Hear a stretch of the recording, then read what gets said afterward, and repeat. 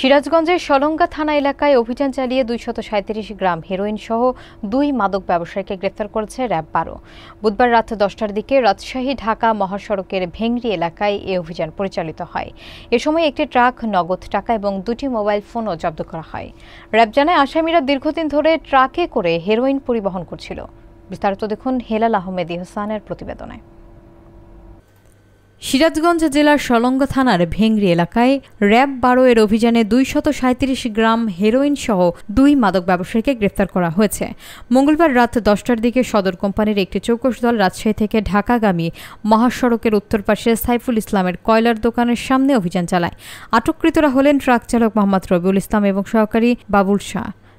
RAB জানায়, তাদের কাছ থেকে উদ্ধার করা হয় ২টি মোবাইল ফোন, ৪,৭০০ টাকা এবং হেরোইন পরিবহনে ব্যবহৃত একটি ট্রাক। প্রাথমিক জিজ্ঞাসাবাদে আসামিরা স্বীকার করেছে, তারা দীর্ঘদিন ধরে ট্রাকে করে দেশের বিভিন্ন জেলায় হেরোইন সরবরাহ করছিল। র্যাবের অতিরিক্ত পুলিশ সুপার দীপঙ্কর ঘোষ জানান, মাদক ব্যবসায়ীরা চিহ্নিত করে আইনের আওতায় আনতে হবে। র্যাবের অভিযান অব্যাহত থাকবে।